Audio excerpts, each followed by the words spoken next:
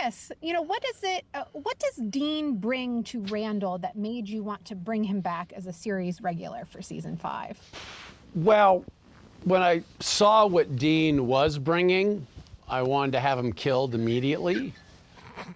But the upper level people wouldn't allow that. So I massaged Dean and coached and coaxed him into a semblance of what Randall should be. So I'm proud. I couldn't be more proud of what Dean has been able to do with his limited talent.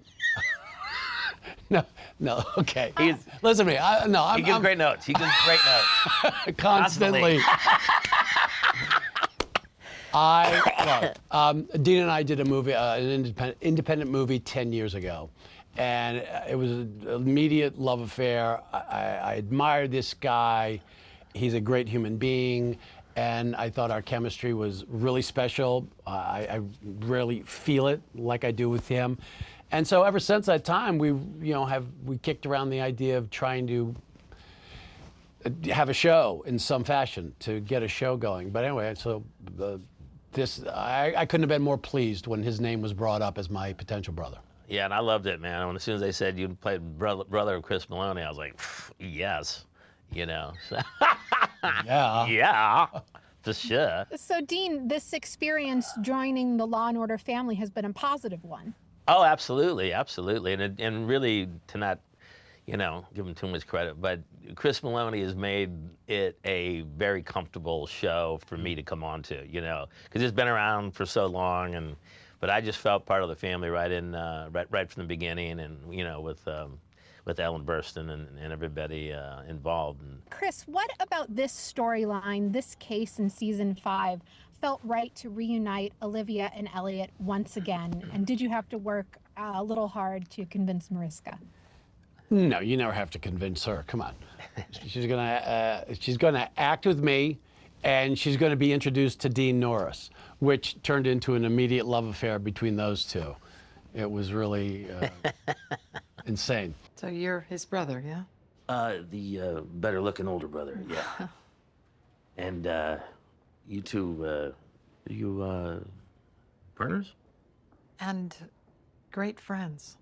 I was kicking around ideas with the showrunner, and we knew we had to have Mariska. She was slated to be in one of our episodes, and I pitched the idea that Stabler gets injured, Olivia come to the hospital, and that it's a conceit so that people can say what they don't usually say in front of Stabler, but he's unable to respond. And yeah.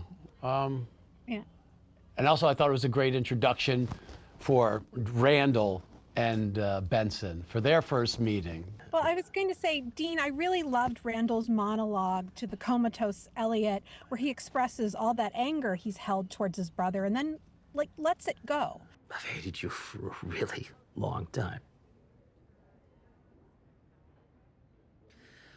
But I love you. I love you. How important is that moment to their relationship going forward? Well, I think it was certainly a moment. This was a pretty, obviously life or death situation, and I think that Randall had a lot of things he wanted to say, and I think we find maybe not. Well, yeah, I think we find several of those throughout the season where they become just more authentically brothers in a way, and that was a big part of it. Right from the beginning that. And him being in the situation he was in was what allowed Randall to be able to say those things. He wrote that episode, by the way. Did we get that yet?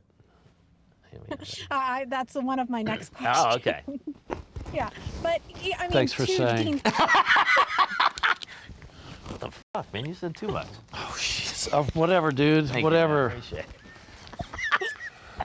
Well, Chris, to Dean's point, episode 2 is an important one for Stabler. Was it important for you to have a hand in that writing process? Yeah, it actually was. I just felt very confident that I I had a lead, and I had an insider's view on what the essence of the Benson-Stabler relationship was. Those were the elements that I thought I was sure I could bring to the proceedings. And I think about 50% of that was because I know the character so well. I've also, honestly wanted to write certain sentiments for my mother, Bernie, and Randall. Chris, you do some prime hospital bed acting in this episode. Dean, Mariska, Yeah. and Ellen all have these poignant monologues and scenes over you.